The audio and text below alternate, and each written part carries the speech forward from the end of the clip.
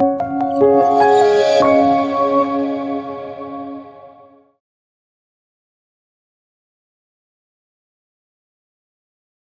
libro que estamos presentando, The Economics of Monetary Unions, intenta arrojar sobre la Unión Monetaria Europea la luz de la experiencia histórica y de las uniones monetarias en otras partes del mundo. La Unión Monetaria Europea, sin duda, como ha dicho Vicente, ha resistido a grandes dificultades o accidentes en su corta vida y sigue viva a pesar de que muchos dijeron que no podía mantenerse. Y sigue viva porque se está transformando.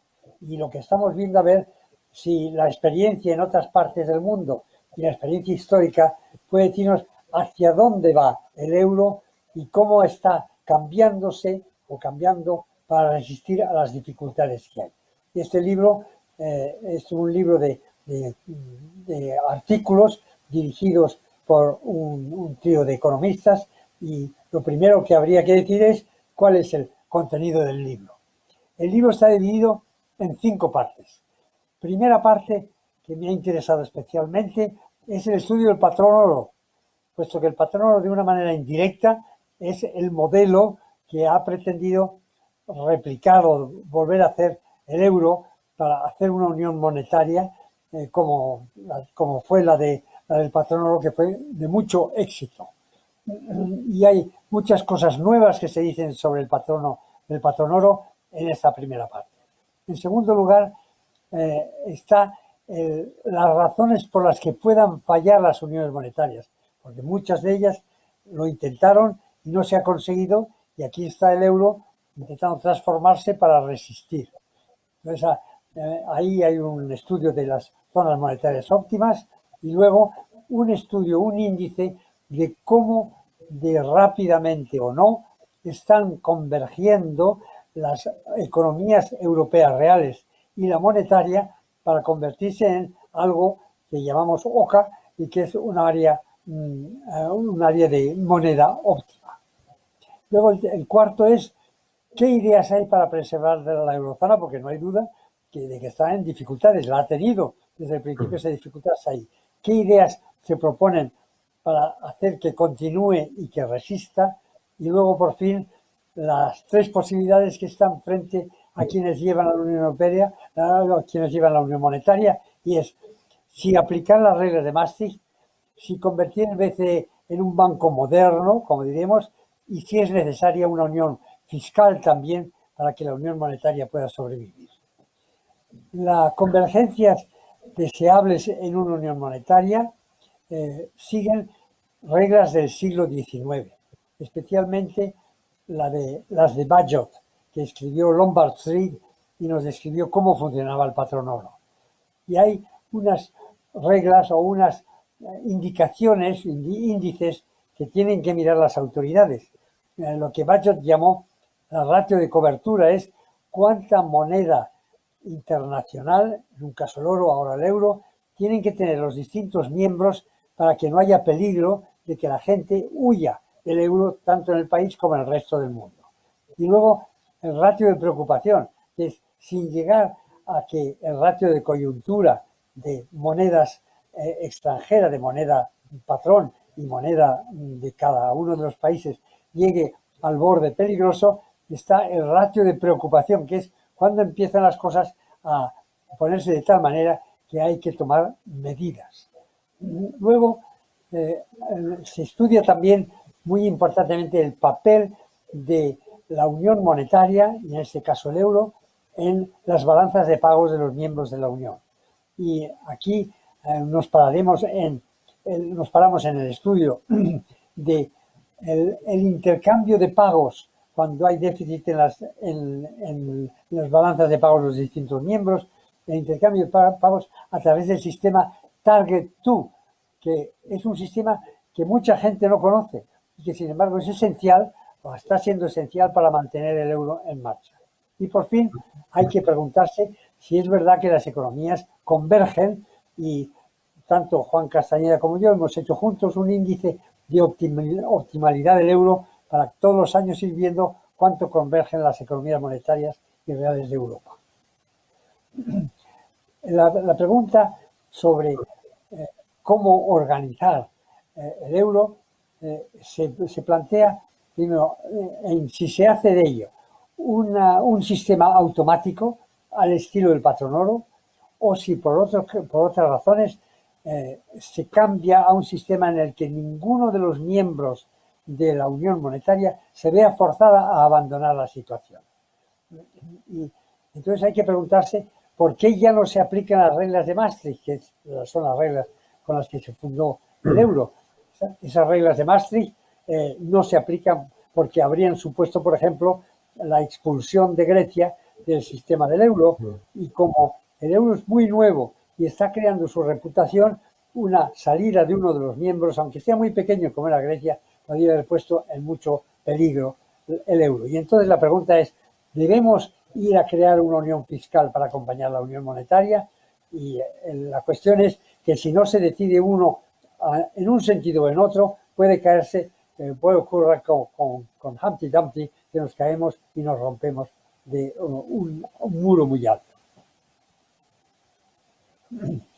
Y ahora tuvimos una crisis, la del año 2008, de la que nos repusimos mal que bien, y ahora cuando estábamos levantándonos del suelo, de repente ha ocurrido el COVID-19. Y este ha trastocado la política monetaria del BCE. Ha prolongado los tipos de interés hacia cero. Ha crecido la oferta monetaria en Europa y en Estados Unidos con cifras extraordinarias. Se ha suspendido la obligación de llevar los déficits de los Estados miembros a un máximo del menos 3%, de un déficit de 3% del PIB.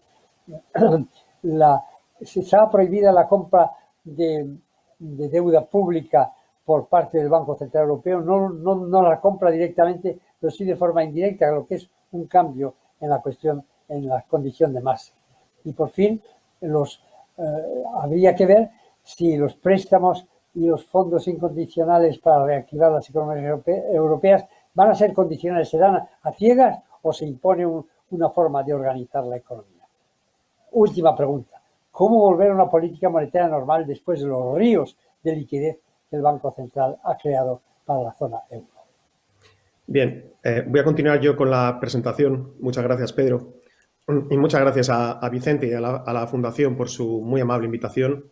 Es un placer estar aquí con vosotros y con vuestra audiencia, también acompañado por Luis, Vicente y Pedro. Es decir que efectivamente, como ha comentado Vicente, este es un libro coeditado por los profesores Wood y Rosselli y yo mismo, y es una obra colectiva en la que hemos participado varios autores y realmente he aprendido mucho de mis coautores. Lo que hacemos Pedro y yo en uno de los capítulos es desarrollar uno de los aspectos que él ha comentado antes, que es aproximarnos a cómo de óptima o subóptima el área monetaria del euro es en comparación con otras economías. ¿Cómo hacemos esto? Calculamos un índice de convergencia macroeconómica que medimos a través de 12 indicadores macroeconómicos en el área euro. Voy a detallar a continuación cuáles son esos indicadores. Lo que hacemos es calcular la desviación estándar, que es una es una medida de la dispersión muy estándar, muy clásica, para calcular cómo de distintos, cómo de convergentes o divergentes las economías del área euro han sido en los últimos años en relación a 12 indicadores. Esos 12 indicadores los agrupamos en 4 subíndices. Aquellos que se relacionan con el ciclo económico de un país. Para ello calculamos la media de la dispersión en las tasas de variación del Producto Interior Bruto, del PIB per cápita y la tasa de desempleo. En relación a la competitividad, calculamos la media de la dispersión en las tasas de variación del índice de precios al consumo, de los costes laborales y del tipo de cambio real. En relación a las finanzas públicas, nos centramos en 2 indicadores clásicos también, que es la media de la dispersión de las tasas de variación en el déficit y en la deuda pública, ambos como porcentajes del Producto Interior Bruto nacional. Y en relación con los indicadores monetarios, calculamos la media de la dispersión en las tasas de variación de crecimiento monetario en cada una de las economías del área euro, crecimiento monetario amplio, una medida que se conoce como M3, el crédito al sector privado, la balanza por cuenta corriente y esos saldos a los que antes aludía Pedro de Target 2.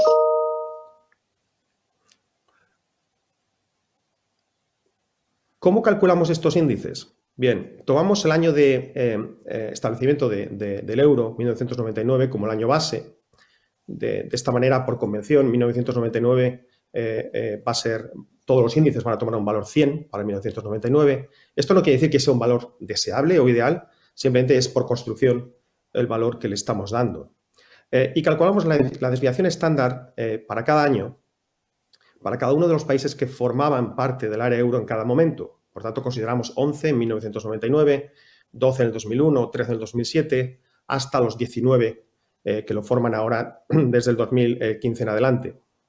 Es importante recalcar que la desviación estándar es una medida de la dispersión de las economías que nos permite analizar variaciones entre los distintos países que en relación a variables que tienen una base, una escala distinta. Podemos estar comparando tasas de variación, números absolutos, porcentajes de desviación del déficit respecto al Producto Interior Bruto. Todo ello lo podemos calcular a través del cálculo de la desviación estándar. Es muy importante señalar que calculamos la dispersión de dos maneras alternativas y las dos son relevantes y vamos a mostrar las dos muy brevemente en esta presentación.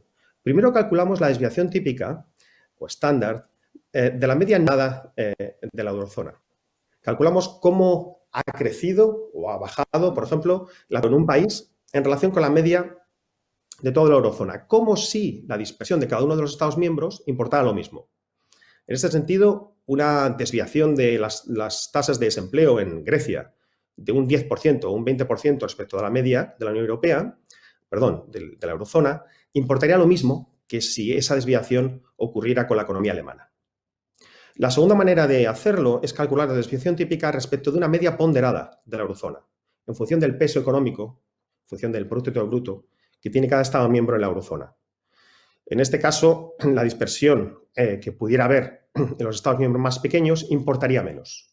Vamos a mostrar a continuación cómo es importante calcularla de las dos maneras. Las dos son relevantes. Aquí tenemos los cálculos por el primer método, la dispersión no ponderada, es decir, cada estado importa lo mismo. Desde 1999 hasta el 2019, es el último año para el que tenemos datos completos. Como comentaba antes, el índice toma el valor 100 en 1999 y en este caso, cuanto más alto sea el número, dado que estamos calculando dispersión, peor es la convergencia en el área euro. Por tanto, va a la escala desde 100 hasta 1200. Tenemos varias líneas aquí que corresponden a esos 4 subíndices que comentaba antes. Las buenas noticias para el euro vienen dadas por la evolución de las finanzas públicas y del ciclo económico. La dispersión en estos dos capítulos ha sido bastante baja y las lecciones que nos da la economía europea, tanto antes como después de la crisis de 2008-2009 y luego de la crisis del euro, son bastante positivas. Como vemos, las dos líneas superiores, la línea de puntos gris y la línea discontinua negra, pues no han oscilado mucho, la verdad. De hecho, el área euro está en valores de dispersión del ciclo económico y de las finanzas públicas muy similares a los que había en 1999. No ha mejorado, pero al menos no ha empeorado. Eso a pesar de haber pasado por una crisis financiera muy importante. Hasta aquí las buenas noticias. Las malas vienen dadas por las otras dos líneas, con una tendencia bastante descendiente que ven ahí.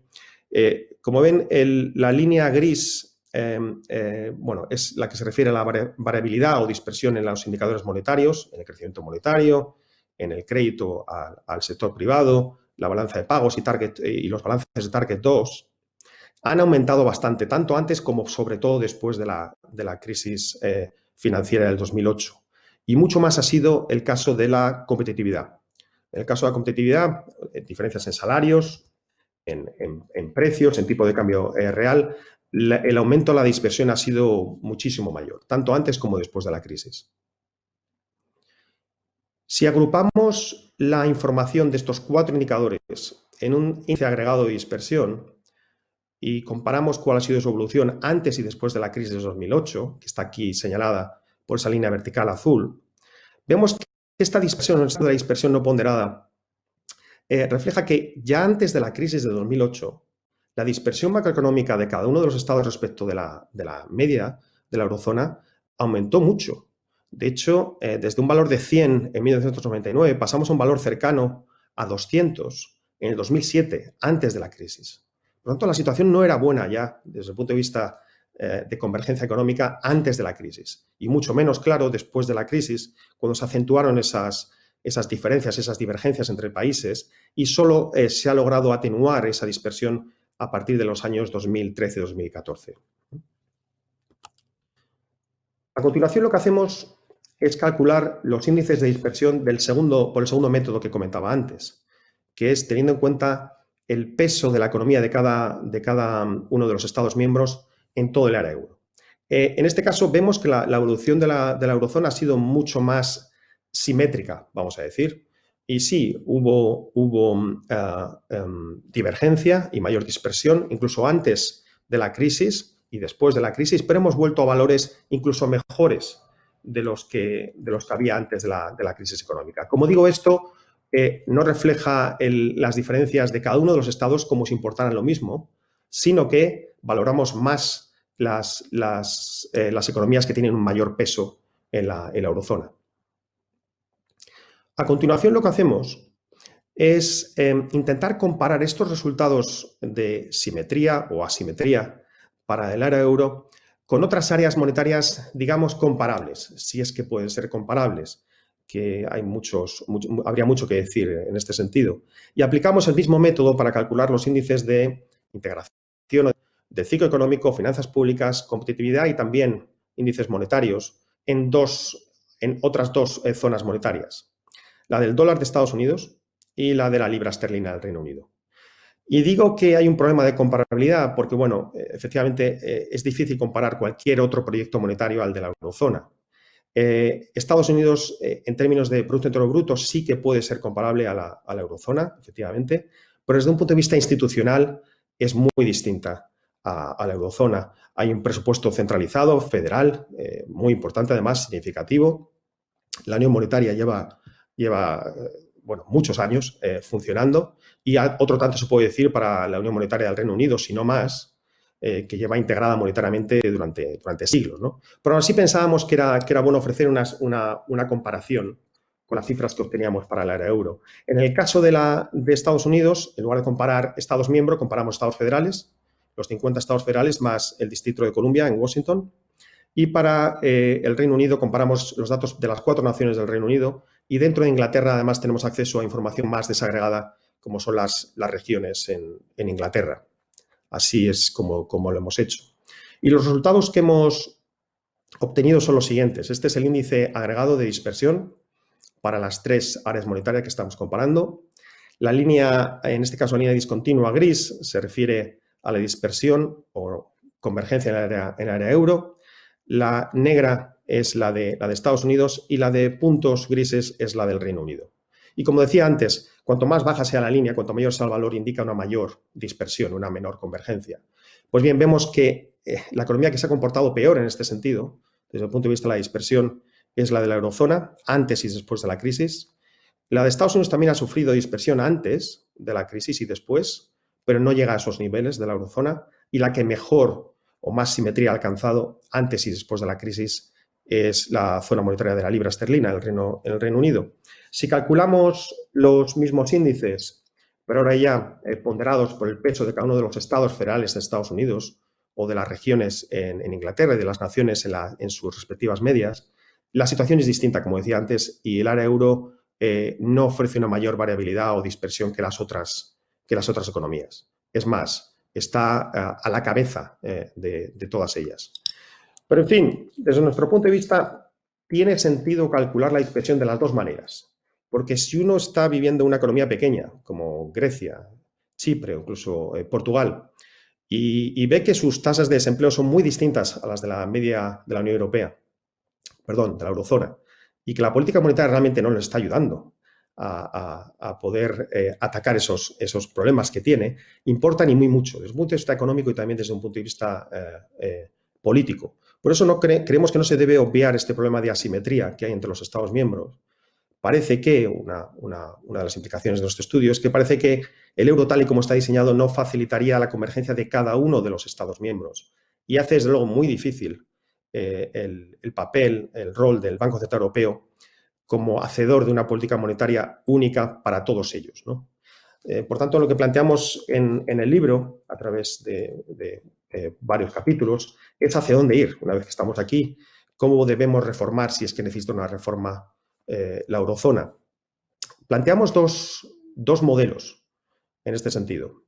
Uno es el modelo de la eurozona como un estado central más centralizado, en el que las políticas macroeconómicas sean más armonizadas, si no ya casi centralizadas en, digamos, Bruselas o Frankfurt, ¿no?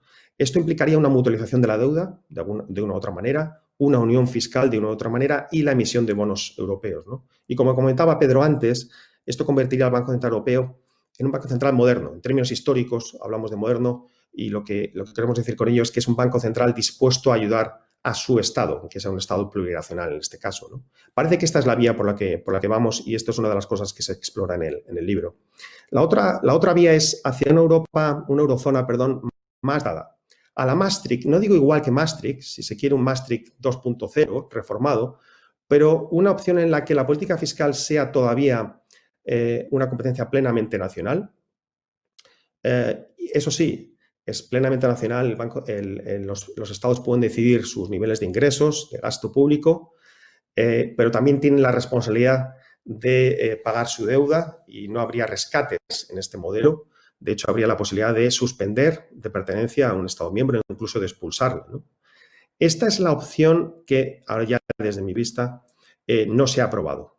Como comentó antes, en el caso de la crisis de la eurozona, con Grecia inicialmente, no se aplicó Maastricht y lo que ponemos sobre la mesa en un par de capítulos es la posibilidad de desarrollar Maastricht de una manera, como digo, más descentralizada, manteniendo la eurozona un poco más competitiva y delegando toda la política fiscal en los Estados miembros. Eso sí, esta opción, como digo, implica que no se permitiría el establecimiento de rescates, la aplicación de rescates en el caso de una crisis. Y bueno, encantado de discutir de estos temas con Luis, con Pedro, contigo, Vicente, y con tu audiencia. Así que nada, quedo a tu disposición. Pues muchas gracias, profesores, por esta exposición en la que hemos entrado en profundidad en la cuestión. Vicepresidente, los profesores Svars y Castañeda nos han hablado de convergencia y nos han planteado sus ideas para preservar la eurozona e incluso 3 propuestas de reforma. Una primera reacción, señor de Guindos, al contenido del libro y de las propuestas que plantean los profesores. Bueno, en primer lugar, buenas tardes. Es para mí un placer estar con todos ustedes. Muchísimas gracias a la Fundación y muchísimas gracias a Pedro Svars y a Juan Castañeda. Lo pone en una perspectiva histórica, aunque como comentaba anteriormente Juan, existen muy pocos precedentes. Seguramente, aunque con unas características claramente diferenciadas, la Unión Monetaria de Estados Unidos sea la que más se pueda aproximar a lo que ha sido la experiencia de la zona euro. Yo simplemente recordar varias cuestiones que creo que son evidentes y que son obvias. En primer lugar, que el Banco Central Europeo es un Banco Central Europeo de una unión monetaria compuesta por 19 países. Y además que es una unión monetaria que no está completa. Es decir, si uno va viendo lo que son los diferentes pilares de la unión monetaria, de la arquitectura de la zona euro, pues por ejemplo, en el ámbito de la unión bancaria, falta todavía un pilar importante, que es la existencia de un sistema de depósitos único. Tampoco tenemos una unión de capitales de mercado de capitales única en la zona euro. Tenemos una dispersión de reglas que van desde reglas de, por ejemplo, todo lo que tiene que ver con la imposición sobre el ahorro, también con que tienen que ver con cuestiones como, por ejemplo, los regímenes de insolvencia, que hacen muy difícil tener un mercado de capitales único. Y después, tal vez lo más importante sea el tema de la unión fiscal, ¿no? Yo creo que el Fondo de Recuperación que se aprobó en julio por parte del Consejo Europeo para hacer frente a la pandemia es sin duda un paso muy importante en la dirección correcta. Por primera vez tenemos emisión conjunta de deuda. En segundo lugar, las transferencias no son préstamos, sino que también tienes transferencias no reembolsables, lo cual yo creo que ayuda bastante. Y después, además, la distribución se hace en función de lo que ha sido el daño producido en cada uno de los países como consecuencia de la pandemia, ¿no? Pero bueno, volviendo al tema, somos el Banco Central de una unión monetaria que todavía tiene que completar lo que es su arquitectura institucional, que se han ido dando pasos siempre en la dirección correcta. Yo me acuerdo cuando en el año 2012 se empezó a hablar de la unión bancaria, yo entonces era ministro de Economía de España y cómo participamos y la importancia que tuvo. Y después también ha habido otra cuestión que yo creo que ha sido muy importante, es decir, en estos momentos no se aceptaría nunca, y no se aceptó nunca, la posibilidad de que un Estado miembro dejara la zona euro. Es decir, se eliminó lo que se llama en la terminología inglesa el tail risk, el riesgo de cola, que hubiera tenido unas consecuencias realmente devastadoras sobre la unión monetaria, ¿no? Esto lo que pone de manifiesto es el enorme capital político que existe detrás del euro y que no debemos subestimar nunca, y que incluso con la pandemia yo creo que se ha puesto más de manifiesto. Yo en los minutos que tengo, que no son muchos, voy a hacer una serie de pinceladas sobre lo que creo que está siendo la actuación del Banco Central Europeo en el entorno actual. Creo que la exposición que han hecho tanto Pedro Svart como Juan es importante en términos de algo que desde mi punto de vista es fundamental, y es que se habla de la dispersión. Los economistas hablamos mucho a veces de la media, y mucho más cuando hablamos de la zona euro, pues hablamos de variables en la media.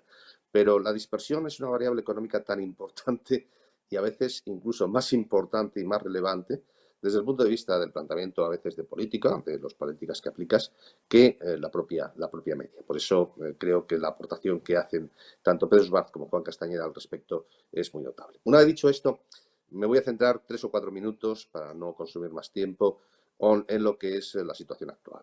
La situación actual nos encontramos con un shock exógeno que nadie hubiera previsto hace un año, que ha producido un shock sanitario, todos lo conocemos, es decir, estamos en videoconferencia como consecuencia de este shock sanitario, de la pandemia del corona, y que ha producido una caída del PIB de una intensidad y con una rapidez prácticamente sin precedentes, o sin precedentes desde el final de la Segunda Guerra Mundial.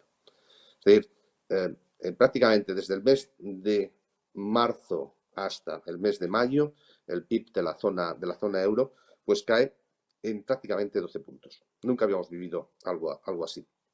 Y lo que es importante es el impacto financiero que esto tiene, porque a diferencia de lo que ha ocurrido en otras crisis, en las cuales pues la restricción financiera proviene de problemas del sector bancario o meramente de un endurecimiento de la política monetaria, en este caso la restricción financiera se produce en las empresas a través de una caída brutal de la facturación en un periodo de tiempo muy corto y muy intenso.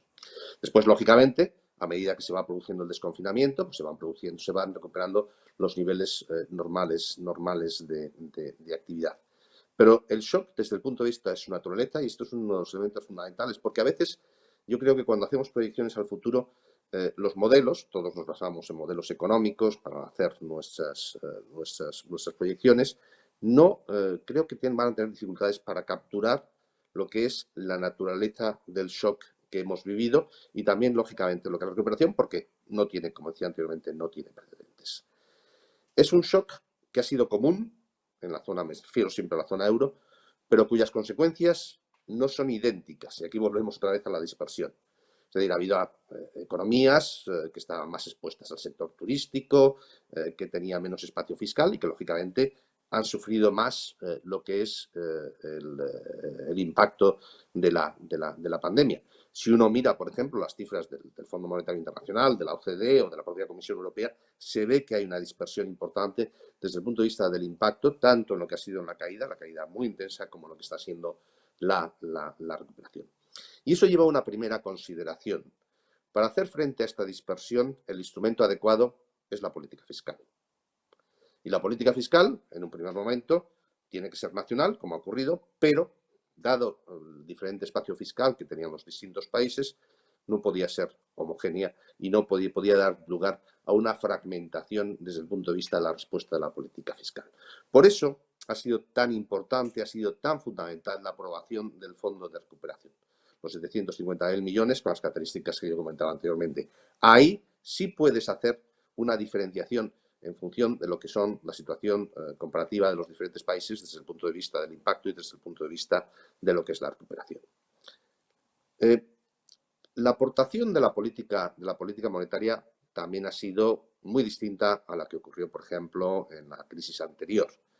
En este caso, la política monetaria rápidamente reaccionó a través fundamentalmente de 3 pilares, pues poner a disposición de los bancos muchísima liquidez en condiciones muy favorables. En segundo lugar, a través de nuestro programa específico de compra de deuda, y en tercer lugar a través de medidas macroprudenciales para facilitar que los bancos utilizaran el capital disponible, el capital que se liberaba para conceder crédito.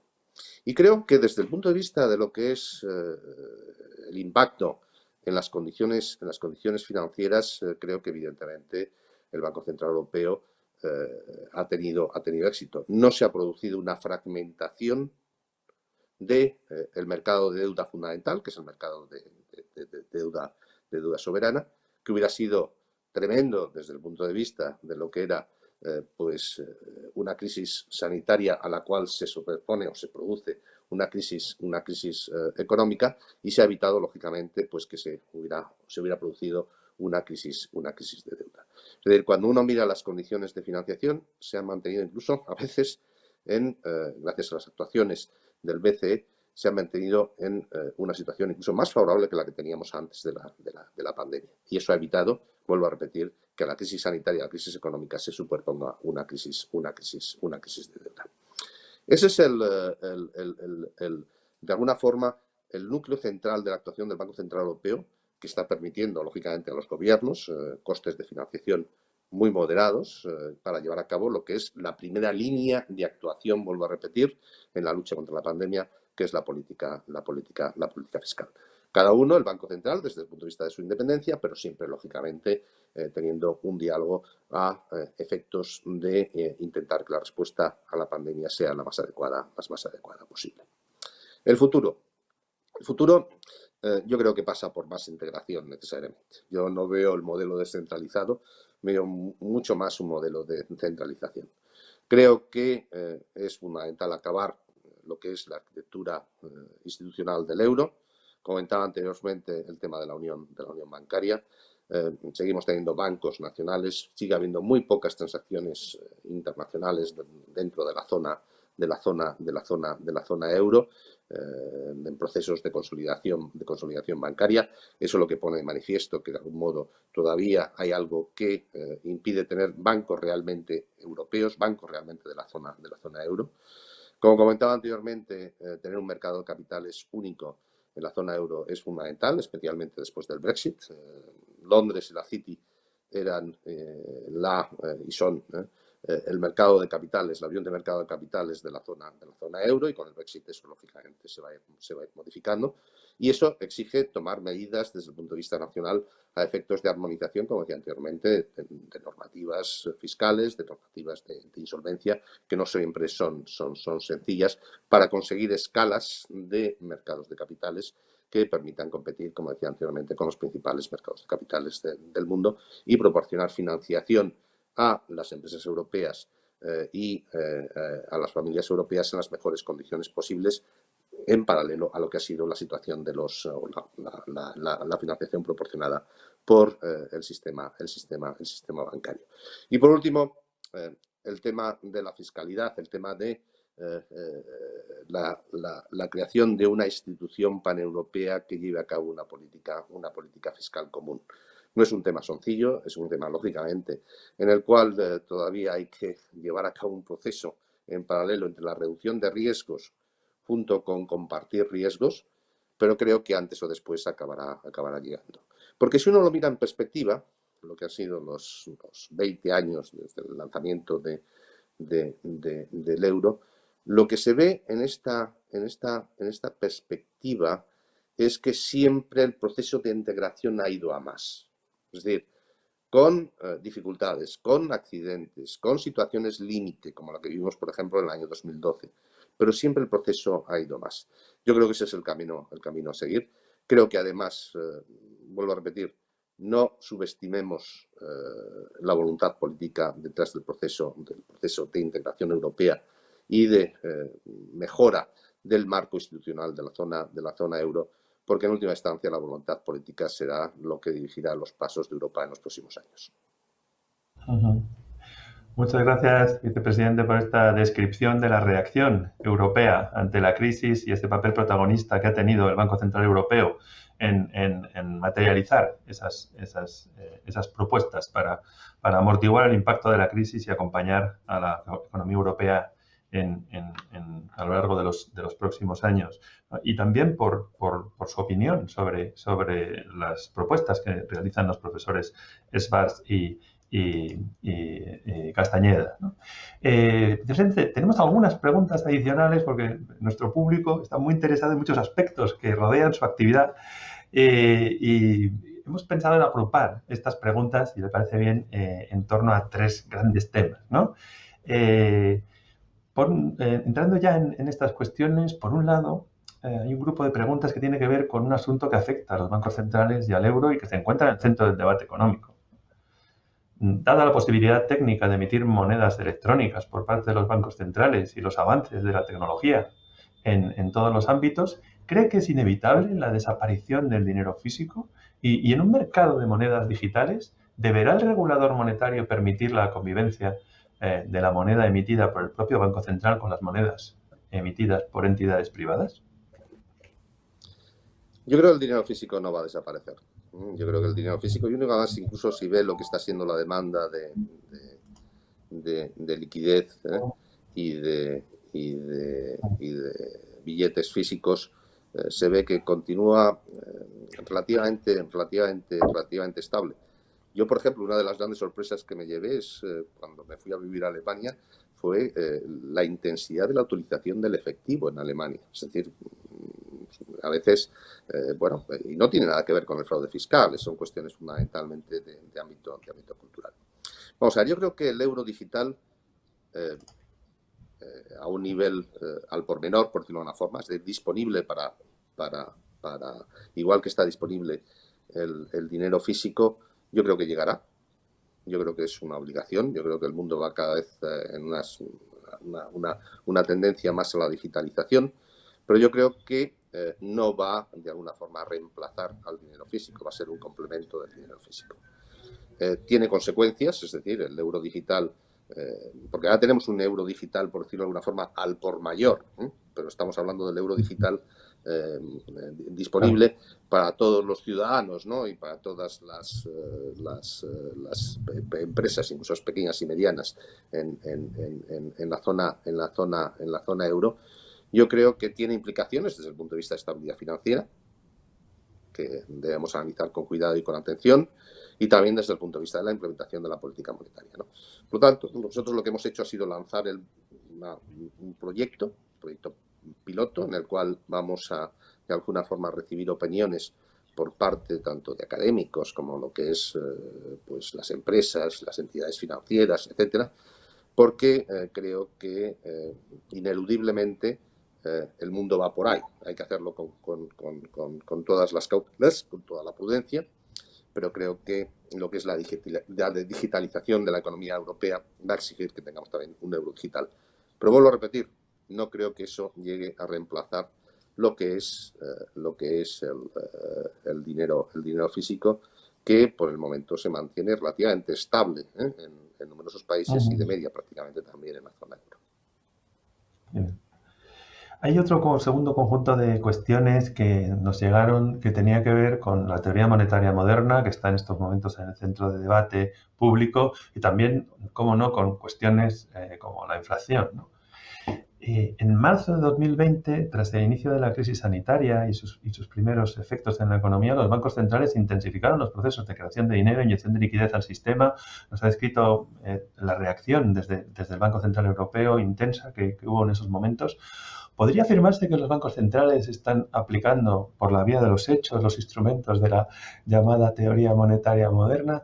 ¿O o esto es una entelequia. Y si la cantidad de dinero tiene una relación con el nivel de precios, ¿no tendrá esta política consecuencias inflacionistas en el medio y largo plazo, ¿no?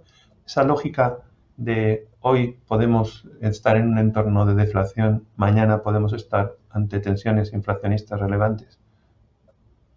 Bueno, yo creo que son dos cuestiones independientes. Primero, la teoría monetaria moderna, que es una de las teorías, como sabe Pedro Esbart, más antiguas que existen, ¿eh? Es decir, esto de que los bancos centrales financien directamente a los gobiernos, pues, bueno, incluso seguro que sabemos, nos acordamos de la teoría de las finanzas funcionales, ¿no? de Lerner en el año 43. Es decir, que esto es siempre, en economía, siempre las buenas ideas y las malas ideas vuelven por oleadas, ¿eh? Es decir, que y a veces lo muy importante es que las buenas ideas siempre se acaban imponiendo a las malas ideas, ¿no?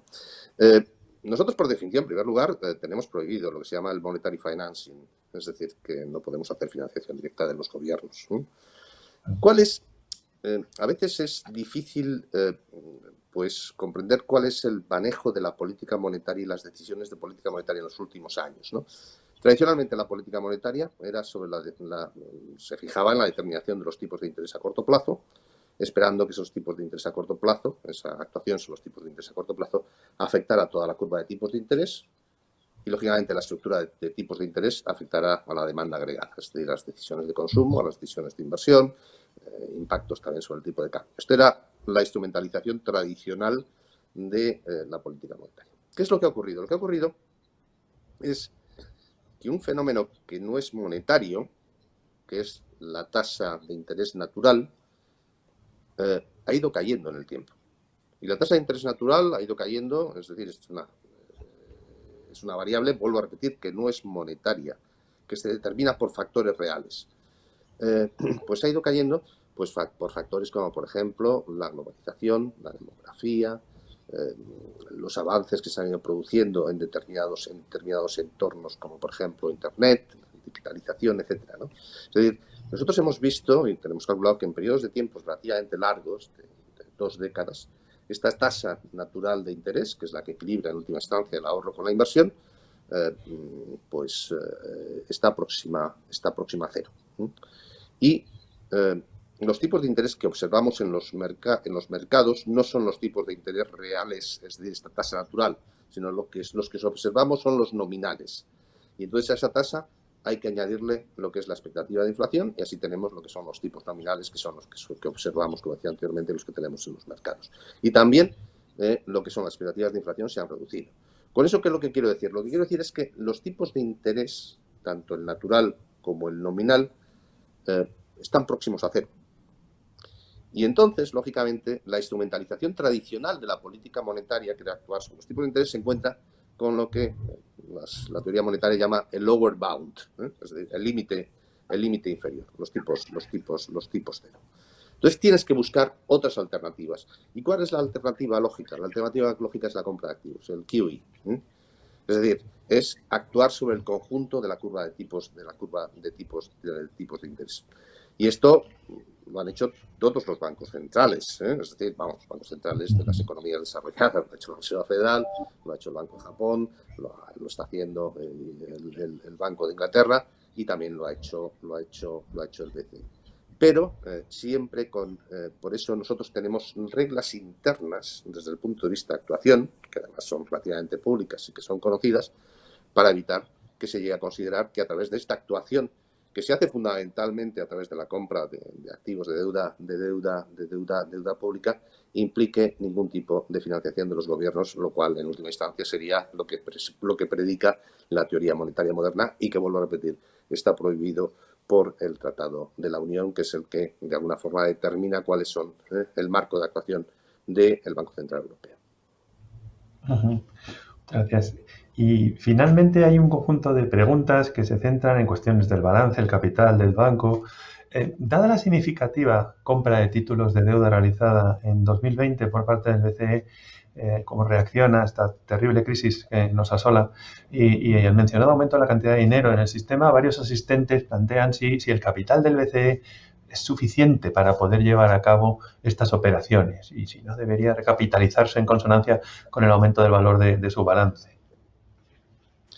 Bueno, el capital es suficiente. Yo soy responsable de riesgos y, por tanto, responsable del balance del Banco Central Europeo. Continuamente estamos haciendo test de estrés para ver cuáles serían las situaciones y lo que vemos es que tanto el nivel de capital como el nivel de reservas es perfectamente suficiente, incluso con escenarios muy estresados.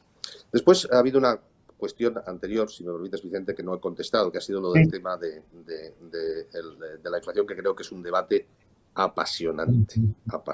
Es decir, porque claro, tenemos 2 décadas distintas, los 60 y los 70. Los 60 de una inflación de crecimiento alto y inflación reducida, y los 70 en lo cual pues es la contraria, tenemos la famosa estanflación, ¿no? Yo creo que si uno mira, por ejemplo, lo que son nuestros modelos, todos los modelos de los bancos centrales se basan en una construcción teórica con aplicaciones prácticas, que es la curva de Phillips. Cuando uno mira la curva de Phillips, lo que se ve en el tiempo es que se ha ido aplanando. Es decir, que de alguna forma la sensibilidad de la inflación a lo que es el output gap, es decir, la situación económica, se ha ido reduciendo. Eso puede tener que ver con muchos factores, ¿no? Pero evidentemente hay una cuestión que sí ha sido importante. Es decir, yo creo que en este aplanamiento de la curva de Phillips también ha jugado factores que también ha jugado, por ejemplo, en lo que comentaba ya anteriormente, la reducción de la tasa de natural de interés. Es decir, cuestiones como la globalización, la incorporación de una economía como la China a la economía mundial, cuestiones como la digitalización, el peso creciente de Internet, etcétera, etcétera, etcétera.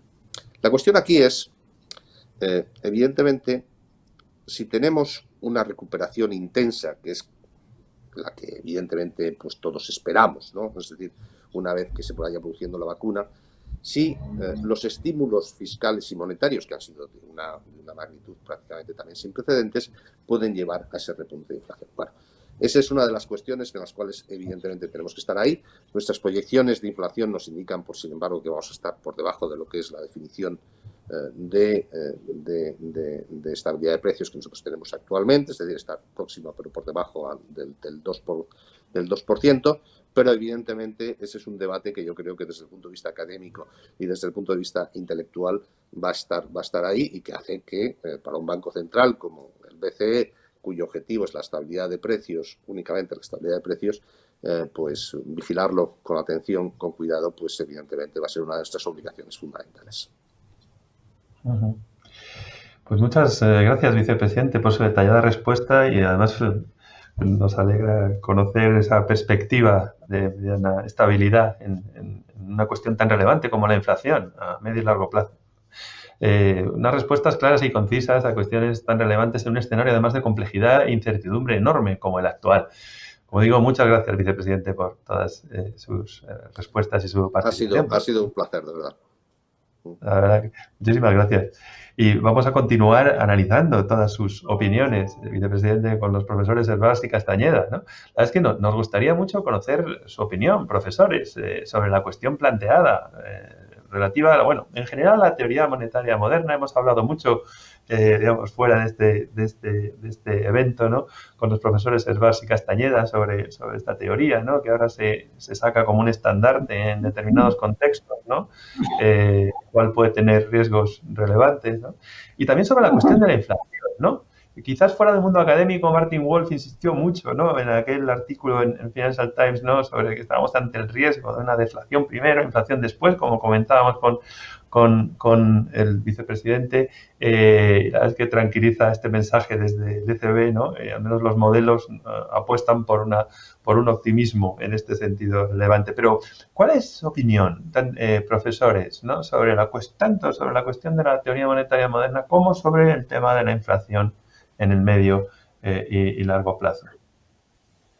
La teoría monetaria moderna, por si la gente no lo sabe, es la idea de que como los estados tienen la libertad de imprimir todo el dinero, de crear todo el dinero que quieran, y se supone que al entrar mucho dinero en la economía, eso hace que esa reviva y desaparezca el paro, los que defienden la teoría monetaria moderna insisten en que los estados deberían imprimir sin tasa. crear dinero sin tasa hasta conseguir un paro cero. Y esto son dos los problemas que plantea esta teoría. La primera es que al haber gran abundancia de dinero y de liquidez, al final eso se nota en los precios y por eso ha dicho el vicepresidente que tienen que vigilar si la inflación puede llegar, precisamente por ese aumento de la liquidez que ha habido con motivo del COVID. Y la segunda idea es que el paro no está gobernado solo por cuestiones monetarias o cuestiones coyunturales o ánimo de la economía, sino que también está influido por la estructura legal de los mercados de trabajo. Y vamos a ver, como ha ocurrido en España hasta hace poco y volverá a ocurrir, que como las reglas, las normas del mercado de trabajo son restrictivas en algunos países, esas normas van a mantener el paro alto, hágase lo que se quiera con la oferta monetaria. El peligro de inflación y un paro demasiado alto son cuestiones que deberíamos evitar y no aceptando una teoría como la teoría monetaria moderna. Profesor Castañeda, yo si me sí, muy de acuerdo, por supuesto, con Pedro, como no podía estar de acuerdo con él. La teoría monetaria moderna tiene razón en una cosa. Los bancos centrales, con el monopolio actual de creación de dinero legal, vamos a llamarlo así, tienen la capacidad de emitir todo el dinero que quieran. En sistemas fiduciarios, no respaldados por ningún otro activo que restrinja la capacidad de los bancos centrales a la hora de emitir dinero, literalmente pueden emitir todo lo que quieran. Y ejemplos los tenemos tristemente muy claros. Podemos mirar lo que está pasando en Venezuela ahora, en Argentina hace 2 décadas, en Zimbabue hace 10 años. Pueden emitir todo el dinero que quieran. ¿Cómo? Simplemente, si lo que quieren es financiar déficit público y gasto público, electrónicamente teclean el ordenador, crean X miles de billones de euros o la moneda que sea en favor del Estado. Punto. Esto no quiere decir que no tenga consecuencias, eso es lo que yo no estoy de acuerdo con ellos, ¿no? Una de ellas es que suponen que no hay restricciones reales al crecimiento de la economía, como si todos los factores estuvieran disponibles en todo momento, ¿no? Esta es una de las grandes insuficiencias de esta pseudoteoría, ¿no? Y es que no tiene en cuenta la capacidad real de la economía de crear bienes y servicios, de cuánto han crecido tus factores de producción, cómo de productivos son, cómo de avanzada es tu tecnología o no lo es. Eso es lo que determina en el medio y largo plazo el crecimiento de una economía, ¿no? Y los segundos, desde el punto de vista monetario, se centran en la oferta de dinero, que sí es verdad que se puede crear toda la que quiera el Estado a través del Banco Central. Pero, ¿qué pasa con la demanda de dinero? ¿Qué pasa con nosotros como receptores de ese dinero? ¿Tenemos una demanda de dinero infinita? ¿Acaso vamos a absorber, no sé, decenas de miles de millones de euros creados ex novo? No, por supuesto que no. La gente intentará desprenderse de esa moneda, desecharse de esa moneda, intentando invertir en activos alternativos al dinero que venga de alguna rentabilidad. Y ahí eso es lo que crearía inflación, ¿no? Y por último, en cuanto a la relación entre dinero, oferta monetaria e inflación, esto de verdad es una de las pocas leyes económicas universales en las que yo creo, o creía que casi todos estábamos de acuerdo, ¿no? Lo hemos llamado José Antonio Aguirre y yo en un libro muy antiguo ya, la ley de la física monetaria. Es que va a pasar. Es que en el medio y largo plazo hay una relación entre la cantidad de dinero en circulación y el nivel de los precios. Eso sí, no es inmediato. Y menos aún en una época tan incierta como en la que estamos ahora, ¿no? Con esta crisis y esta pandemia, ¿no? ¿Por qué? Porque la gente lo que hace es acumular saldos líquidos por si acaso, por un motivo de precaución, como diría Keynes, ¿no? Pero una vez que la situación vuelva a algo más normal, esos excesos de dinero acumulados por parte de los bancos, de las empresas financieras y no financieras, ¿no? Esos excesos se van a canalizar de alguna manera, van a intentar buscar rentabilidad. Y al hacer esto van a aumentar y mucho los precios de activos alternativos, como ya está pasando, y también su propia demanda de bienes y servicios. Por eso yo creo que si yo fuera un banquero central, que Dios le libre al Banco Central Europeo que yo lo fuera, por supuesto un aumento de la cantidad de dinero en circulación por encima del 10%, como está pasando ahora, eso va a generar inflación en bienes y servicios. La verdad es que... Una cuestión de mucha importancia es el margen fiscal que ha dicho. La diferencia entre la reacción ante COVID y la crisis anterior del norte de Europa y de los países del sur se debe en parte porque los países del sur habían hecho crecer demasiado el déficit público y habían aumentado el gasto público, en vez de en los márgenes que indica un presupuesto equilibrado, al contrario lo habían aumentado para contentar a sus votantes, sin duda. Entonces, nosotros, los españoles, los griegos, los italianos, hemos permitido que el Estado gaste más de lo que ingresa, que no haya un equilibrio fiscal. Y si eso ocurre, llegado un momento de crisis, te encuentras sin medios para poder responder a ella. Y tienes que apelar a los demás miembros de la eurozona para que te ayuden. Entonces, el no obedecer a lo que es una regla fundamental de una economía moderna, y es que el presupuesto público esté equilibrado y que no se aumente demasiado el gasto por encima de los ingresos, esa diferencia le quita a uno armas para un momento de crisis, que es lo que yo creo que ha pasado con el COVID. Y así forzamos la mano a nuestros compañeros del euro para que nos ayuden por los errores que hemos cometido en el pasado y que me gustaría que no se volvieran a cometer. Hemos repasado un poco esa perspectiva un poco más coyuntural, ¿no? Estamos enfrentados a una situación extraordinaria, realmente, ¿no? Pero, digamos, tomemos un poco más de perspectiva, ¿no? Y analicemos el instrumento, ¿no? El vicepresidente también nos ha respondido a unas preguntas que se han planteado y sobre las que también nuestra audiencia está muy interesada en conocer vuestra opinión, que tienen que ver precisamente con la vigencia del dinero físico, ¿no? Y sobre todo con un aspecto que hemos tenido ocasión además de comentar en otros eventos dentro de la Fundación, y además el profesor Svars ha sido muy protagonista de estos debates, que es el tema de la competitividad entre emisores en el mercado, ¿no? Esa competencia entre divisas emitidas por el regulador y la emisión privada de moneda. ¿Qué opináis de esta cuestión? La competencia entre monedas es otra forma de decir que el aumento excesivo de la cantidad de dinero hará que suban los precios y que el dinero pierda valor. Y por lo tanto, en un momento ya en una situación tan grave como puede ser la de Venezuela o haya sido la de Argentina, en esa situación los individuos huimos del dinero oficial y o bien usamos el dólar, como se usa en América Latina, se usa el dólar porque es una moneda en la que hay más confianza, o bien empieza a haber la posibilidad de sustitutos privados de la moneda. Y esa quizá es la que yo diría al vicepresidente que no lo ha subrayado bastante. Y es que si las monedas oficiales no funcionan bien, hay inflación o también hay deflaciones y paro debido a una mala política monetaria, la gente se inclinará a usar unas monedas nuevas emitidas privadamente.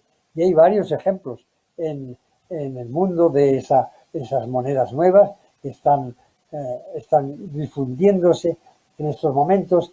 Y no solo usar monedas nuevas, sino abandonar totalmente la moneda nacional cuando la crisis inflacionista se hace demasiado grande. El futuro de las monedas privadas es, yo creo, por desgracia quizá, más brillante de lo que se suele decir. Sí, porque además vemos que incluso determinadas plataformas con sus posiciones dominantes en otros ámbitos, pues ven posible incluso entrar en la competencia en este campo con los bancos centrales en la emisión de monedas, ¿no? Profesor Castañeda. Sí, efectivamente. Yo aquí, por darle a esta pregunta la perspectiva que nos pedías, Vicente, aquí soy bastante pesimista en cuanto a la visión que nos están dando los reguladores del mercado monetario, los bancos centrales, respecto a la entrada de nuevos operadores, vamos a decir, de más competencia. En cualquier otra, casi en cualquier otra, diría yo, en cualquier otro mercado, en cualquier otra faceta económica, el regulador lo que haría sería intentar eliminar las barreras de entrada al mercado e intentar que hubiera cuanto mayor número de oferentes en el mercado, mucho mejor. Pero en este caso no. Se habla de la excepcionalidad del dinero. Y esto lleva ya muchísimos años, lleva ya siglos discutiéndose, ¿no? ¿Y por qué se habla de la excepcionalidad del dinero? Bueno, porque a fin de cuentas, y el propio vicepresidente del Banco Central Europeo aludió al origen de los bancos centrales. Si nos remitimos al establecimiento del Banco de Inglaterra, por ejemplo, en 1694, a finales del 17, se estableció a través de un acuerdo entre dos partes. Un banco al que se le iba a dar, Banco de Inglaterra, llamado el monopolio de emisión de dinero, por un valor de 1,2 millones de libras, y a cambio, automáticamente ese dinero se iba a prestar a la corona para poder financiar los gastos de guerra. Bueno, ¿cómo deshacerse de este monopolio legal con esta coalición de intereses tan beneficiosa para las dos partes? Bien, permitirme que no sea muy optimista, ¿no? O sea, que no es que quiera yo aquí apelar a teorías conspirativas, es la historia, es tal y como funciona, y es un sistema que de manera directa o de manera indirecta beneficia muy mucho a los estados a la hora de colocar su deuda de manera más barata, ¿no? Por eso creo que los reguladores van a intentar poner todas las pegas posibles a posibles alternativas al dinero legal. Eso me parece una perspectiva casi realista, ¿no? Eso sí, estoy muy de acuerdo con Pedro. Cuando si es que la situación llega a ser de riesgo de hiperinflación elevada, y no digo que esto vaya a ocurrir en la eurozona, sino en otras economías, en ese caso sí que veremos que la gente va a recurrir a otros medios de pago. Por la vía de los hechos se van a saltar estas prohibiciones que están dadas por los legales. Y al final en la vida todo es cuestión de incentivos y de expectativas. O sea, hay otra cuestión que también interesa muchísimo a nuestra audiencia, ¿no? Porque es cierto que, los expertos evidentemente en la elaboración de los modelos incorporan todo tipo de variables, ¿no? Pero es cierto que en el debate sobre la política monetaria y sobre las cuestiones monetarias se viene trabajando ampliamente en el estudio de nuevos determinantes de la política monetaria, podríamos llamar, ¿no? Por ejemplo, el gobernador del Banco de España, Pablo Hernández de Cos, ha descrito desde hace años brillantemente el impacto monetario, por ejemplo, que tiene la estructura de la población, ¿no? Toda esa lógica de la evolución de la población, el envejecimiento, todos estos elementos, ¿no? Y hay otros elementos que también giran en torno a esa estabilidad a medio y largo plazo de la eurozona, ¿no? ¿Cuál es su opinión sobre profesores, sobre estos y otros factores que no a lo mejor estaban tan presentes en los debates tradicionales sobre política monetaria y que ahora aparecen como referentes?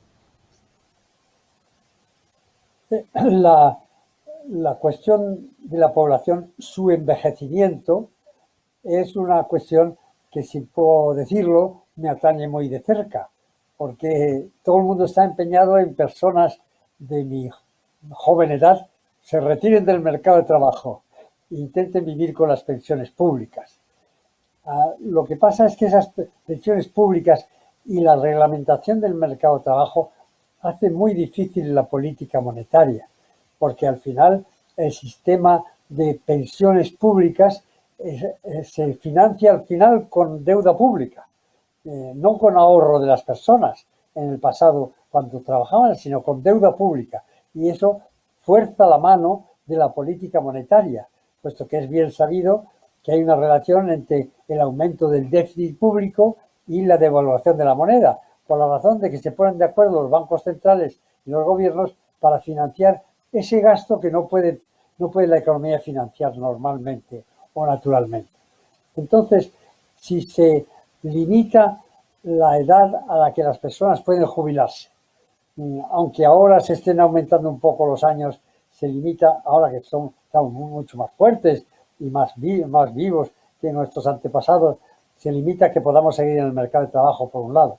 Y segundo, si las pensiones no están financiadas por el ahorro pasado nuestro, sino por la financiación de los que ahora trabajan, pero sobre todo la financiación del Estado con deuda pública para que las pensiones no tengan limitación, eso hace que la política monetaria no pueda ser una política tranquila, conservadora, que mantenga un dinero de valor y que no haya, que no cree inflación, sino que parece que la inflación está en el centro del sistema. Y no sé cuánto tiempo vamos a poder aguantar con este gasto demográfico, por así decirlo, ese gasto demográfico que no esté basado en nuestras decisiones anteriores durante la vida laboral. ¿Profesor? Sí, aquí estamos ante un problema fundamental y siento tener que volver a lo que antes comentaba, ¿no? Sobre esta relación entre la cantidad de dinero y el nivel de los precios. Yo, por supuesto, no es que yo no tenga que estar yo a favor de incorporar otras variables como la demografía y cómo afecta la demografía, por ejemplo, a la productividad en una economía, a la capacidad de la economía de generar bienes y servicios. Por supuesto que es relevante, claro que es importante. Pero en definitiva tenemos que comparar siempre dos magnitudes. Una, cuánto están creciendo los bienes y servicios en una economía, a qué tasa, y a cuánto está creciendo el dinero en esa economía. ¿Es suficiente el crecimiento del dinero para financiar ese aumento de bienes y servicios? ¿Sí o no? Porque si nos estamos pasando la emisión de dinero, lo único que estamos haciendo es aumentar el PIB nominal. El número de bienes y servicios que tenemos es el mismo, solo que su precio es más elevado, ¿no? Eso sería una especie de ficción de crecimiento, que no es crecimiento, es un crecimiento nominal, inflacionista, ¿no? Entonces, en este sentido, creo que debemos volver y siguiendo un poco tu recomendación previa, Vicente, echar un paso atrás y ver qué modelo de política monetaria queremos. ¿Queremos una política monetaria que mantenga el poder de compra de la moneda, que se fije en muy poco, simplemente un objetivo de inflación, cuánto crece el dinero, cuánto crece la economía e intentar mantener esas dos tasas más o menos a la par en el medio y largo plazo? ¿O bien queremos un banco central moderno, en términos históricos, que haga mucho más? Que ayude al gobierno cuando haga falta, que permita cierta inflación para poder ajustarse a crisis económicas venideras, que pueda manejar el funcionamiento de la economía en el corto plazo, perdón. Bueno, son los dos modelos que tenemos y me temo que los bancos centrales están yendo por este último modelo, los bancos centrales modernos. Bueno, la verdad es que estamos ya agotando el tiempo disponible para el debate, no queremos abusar tampoco de la presencia de nuestros invitados, ¿no? Pero hay una última cuestión que surge siempre. No hay debate en la Fundación en la que no se eleve el foco y se plantee la perspectiva global, ¿no? Hemos hablado de otras zonas monetarias. Nos hemos centrado mucho en la eurozona, lógicamente, ¿no? Pero incluso en la exposición, y también lo ha mencionado el vicepresidente, ¿no? Hemos hablado de la zona monetaria norteamericana, de la libra esterlina, han mencionado los profesores. Hay otras zonas, hay otras uniones monetarias que han funcionado, ¿no? Tenemos el de África del Sur, etcétera. Yo no me extiendo. Pero claro, estamos en un mundo en el que de esa lógica unipolar hemos pasado a una lógica bipolar, ¿no? Probablemente camino de una lógica multipolar, pero en estos momentos nos enfrentamos a nivel global a una lógica bipolar. No se puede entender la economía mundial sin el papel de China. ¿Qué rol pensáis en perspectiva que va a tener el renminbi? ¿Y pensáis que vamos a ver entrar en competencia con otras zonas y, por tanto, con otras monedas al renminbi en clave de unión monetaria? ¿Pensáis que podemos ver un día una unión monetaria vinculada a la divisa china? ¿Cuál es vuestra perspectiva sobre esa lógica global de las uniones monetarias y del mercado de divisas? El dólar sigue gobernando, quiero decir, es la moneda internacional que se usa, no solo en América del Norte y del Sur, sino también en China y también en el resto del mundo. La cantidad de billetes que hay, que las autoridades de la Reserva Federal calculan, es siempre mucho mayor, porque mucha gente en el mundo tiene en el bolsillo dólares, el billete verde, por la confianza que tiene en él. Y hay una relación, naturalmente, entre la moneda que se usa y la capacidad económica de la zona que imprime esa moneda, que crea esa moneda. Entonces, la moneda china ha tenido obtenido un espacio más grande desde que la economía china está creciendo y está ampliándose de tal manera que se plantea este problema. ¿Usaremos el renminbi cuando llegue, pasen unos pocos años, o seguirá la Unión Monetaria Americana suministrándonos el dinero? Yo creo que esto es segundo, porque hay que ver qué puede pasar con la economía china. Ha sido, por cierto, una noticia maravillosa para la humanidad el que la economía china, que era una economía donde había muchísima pobreza, haya conseguido salir adelante a través del comercio internacional, por cierto, y luego también la India y otros de estos países. La pobreza se ha disminuido y ha caído, entre otras cosas, por la reforma monetaria que hizo Deng Xiaoping en China. Y entonces, la cuestión es, el nuevo gobierno, el gobierno chino actual, el gobierno chino actual, ¿conseguirá mantener la economía china competitiva o la va a usar como un arma política? Y esa es la cuestión que debemos contestar. Profesor Castañeda. Sí, bueno, la respuesta corta a tu pregunta, Vicente, es que no lo sé, sinceramente. Pero creo que sí que podemos atender a tendencias. Una de las cosas que hemos estudiado Pedro y yo recientemente en un artículo sobre monedas paralelas y competencia monetaria es la fuerte inercia que tiene el funcionamiento de una moneda bien establecida en el mercado. Se requiere de una pérdida de su valor, de su poder de compra muy elevada para que los agentes del mercado puedan optar por otras monedas. El umbral de qué alta la inflación tiene que ser para que la gente empiece a buscar otras monedas, ese depende de cada economía. Lo que estoy intentando decir es que los costes de cambio de monedas son altos y el dólar todavía se está beneficiando de una inercia de predominio en la economía mundial muy elevado. De hecho, en los últimos años no hemos visto una bajada del poder de la cuota de mercado del dólar en los mercados internacionales. Sí que hemos visto el ascenso de la moneda china, sí, por supuesto que sí, pero eso no ha sido a costa de la moneda americana.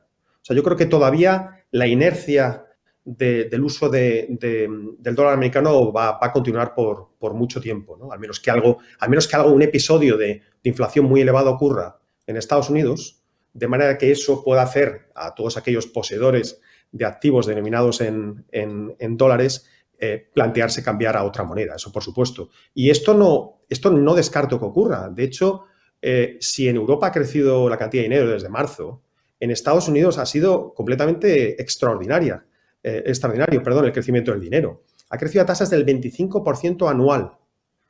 Tasas récord en época de paz, en tiempos modernos, en Estados Unidos. Si esto no es algo extraordinario, que venga Dios y lo vea, ¿no? Pero son episodios como estos que pueden devenir en inflación, y de hecho yo creo que devendrán inflación el año que viene, lo que irá socavando poco a poco esa inercia de poder de mercado que tiene el dólar en mercados internacionales.